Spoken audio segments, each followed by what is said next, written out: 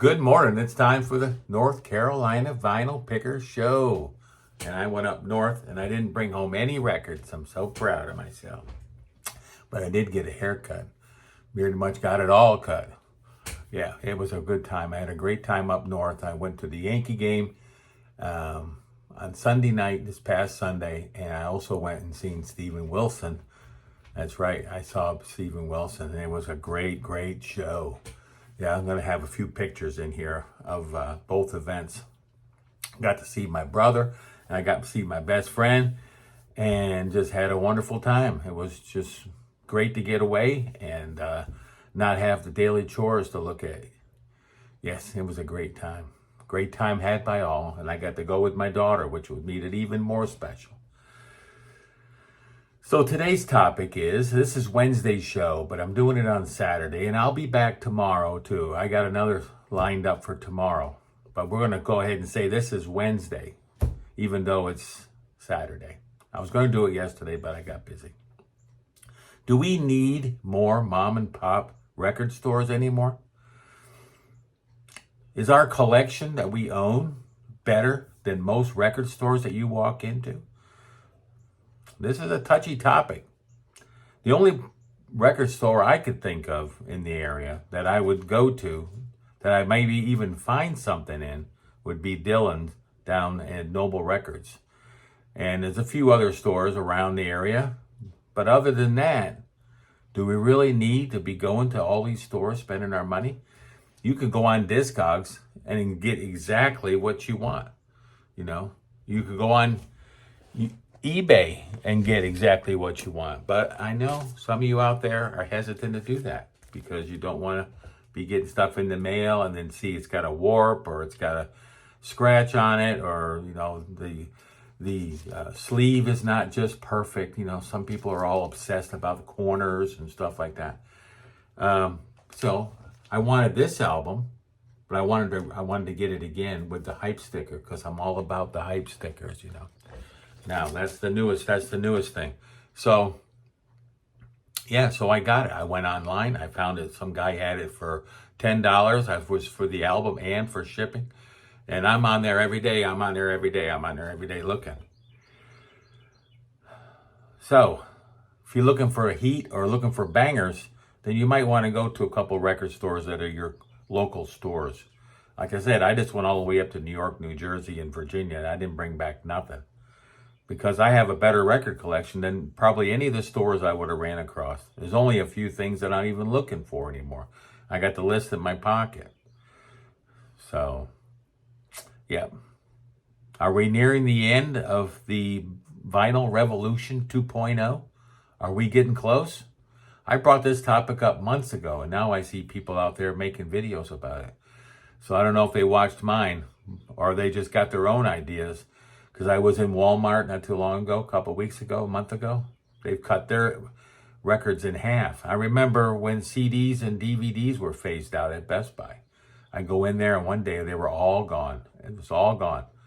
You know, it went from a full row down to 3/4 to a half to a quarter to a little end selection. And then they were gone. That was it. So we may be nearing the end of the Vinyl Revolution 2.0.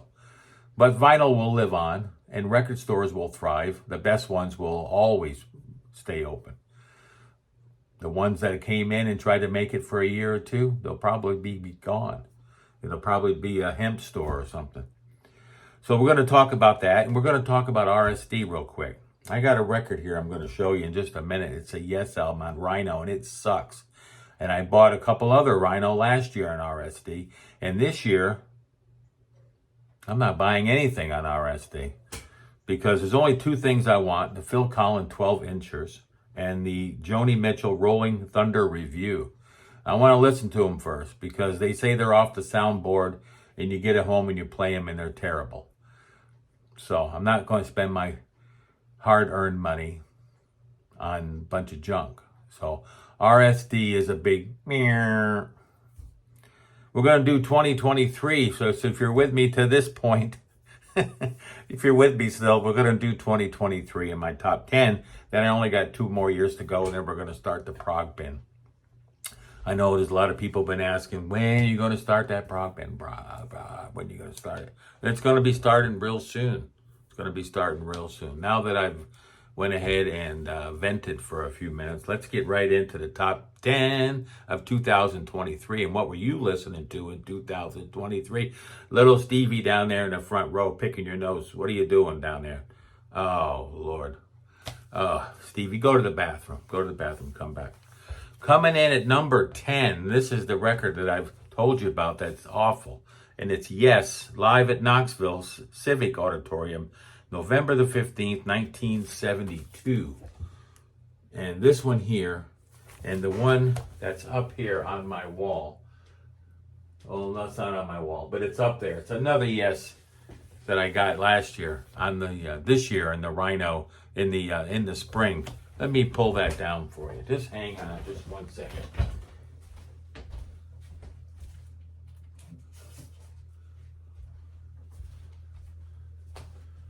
Here's another reason why I'm not going to RSD. I bought this one here live at the Rainbow London, 12/16/72, an RSD. And the sound quality on this sucks.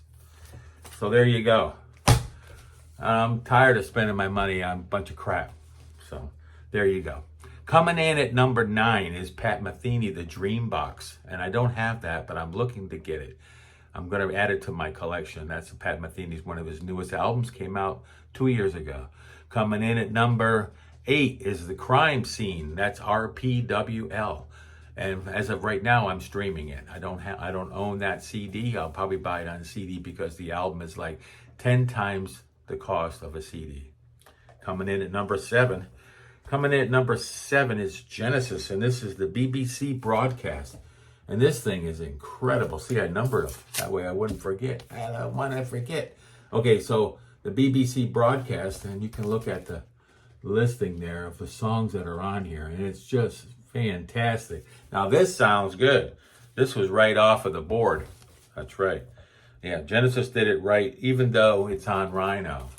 So sometimes they get it right, I guess. Sometimes they don't. Coming in at number 6 is the concert I didn't see. This is Porcupine Tree when they got back together a few years back. And this is the Closure continuation live in Amsterdam, 7/11/2022. And I got the big box set with all the bangs and all the whistles of the show. And I also have it on Blu-ray. And these are the extra songs from Closure continuation. These are all the extra songs. And they made an EP out of it. And it's called Transmission 4.1.2. Yeah, Porcupine Tree. Fantastic band. All Porcupine Tree music and Steven Wilson music. Coming in at number 5. Coming in at number 5 is Dark Side of the Moon Live. And this came out 2 years ago already. Live at Wembley, 1974. And I've had this on a CD for years. It's a live show from Wembley. And I'm not sure where I got it from, but I've listened to this for a long time. But not as the quality that it is on vinyl. That is for sure. And I've listened to this and it sounds fantastic. I know you was all waiting for that. Fantastic. This is number 4. Coming in at number 4 is a Tori Amos album. It's one of my favorite albums by her. It's called Scarlet's Walk. And it was reissued. And there was a ton of reissues this year. And I could have pulled out another 10. But I'm just going for the meat and not the vegetables, you know. So there you go. This is a fantastic record. It's got the hype sticker on there. And I'm just going to leave it on there. Tori Amos, Scarlet's Walk. What a great album. Tori Amos's prog. That's right. Coming in at number 3 is Riverside, ID Identity. Riverside. This is another show I didn't get to see. And they were up in Raleigh. Or they might have been in Winston. And then I didn't drive up there to see them. But that's twice I missed them. I had a ticket to see them when I lived in Florida. And I didn't go with my son. It was all the way down in Miami, and I had a ticket and 2 tickets, and we didn't go for some reason. And then the second time they were right up 40 here, and I didn't go. So ID Identity is their last album they did, Now their bass player that plays he just released a new solo album. He does a solo album, then they come out with a new Riverside album, then he does a solo album. So he keeps the band going, and this is a fantastic record. If you don't know Riverside and you love prog, then go ahead and stream something today. The earlier stuff is kind of heavy. Their later stuff is more prog. This is number 3. Coming in at number 2. Can only be one number 2. And this album here is Peter Gabriel's last effort. And this is the bright side. This is the dark side. I'm sorry. This is the dark side. That's right, Luke. Okay, come to the dark side. This is Peter Gabriel, the dark side, and I.O. Now, they came out in the light mix as well, which I don't have, which I'd like to get, but I don't have.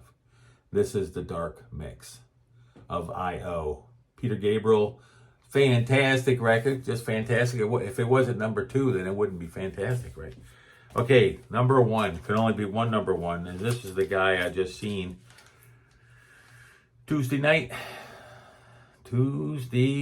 up in New York. That's right, north of the city. And we watched the game. The game was on the TV, and we were at an Irish pub, and I kicked back a couple of Guinness, and the guy next to me, a young guy, says, you ain't drinking Guinness till you're 3 Guinness deep. That's what he told me.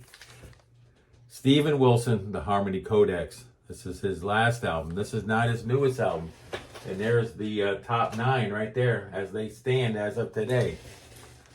And here's the Harmony Codex. And it's a fantastic record, 2023. And it comes in at number 1.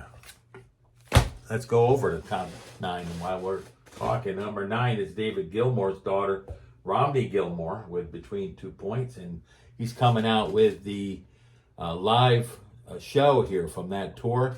It's coming out on Blu-ray and vinyl and probably CD and everything else. And it'll be out here in a couple weeks. Coming in at number 8 is Noble Records. He redid Yezda Urfa's Boris album. And if you're in the area down in Charlotte today, you want to go to his celebration, his 6th year opening of the store. I couldn't make it, but just getting back. I know Justin's down there and a whole bunch of people down there, and they're loving life down there at Noble. Doors just opened at 10 o'clock, and it's probably that now.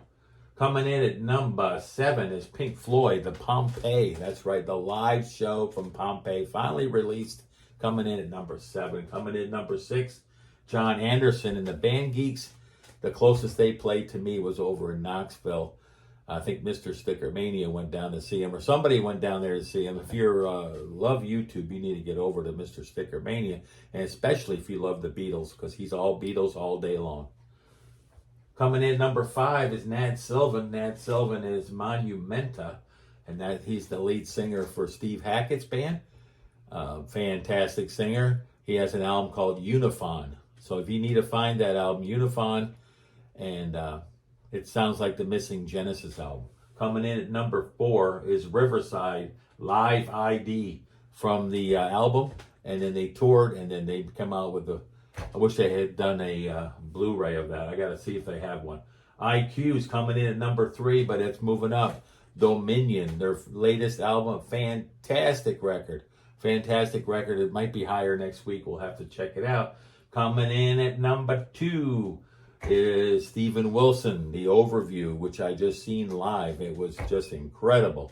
He started off the show with that, and then he did some other songs, and then he was on a nebulizer by the end of this show, sitting on a chair out front while a guitar player, Randy McStain, sang his songs because Steven Wilson's voice was shot.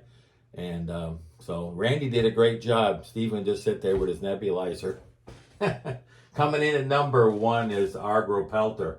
Yeah, they're a Swedish band. It's members of the Flower Kings and some other people.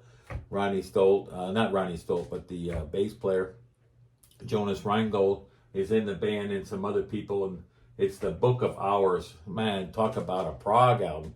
If you ain't heard this one, Mr. Weller, you need to go ahead and listen to that today. That's right. You need to go ahead and listen to that today.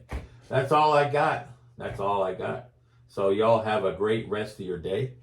And yeah, that's it. I just pulled out all my Clannad albums.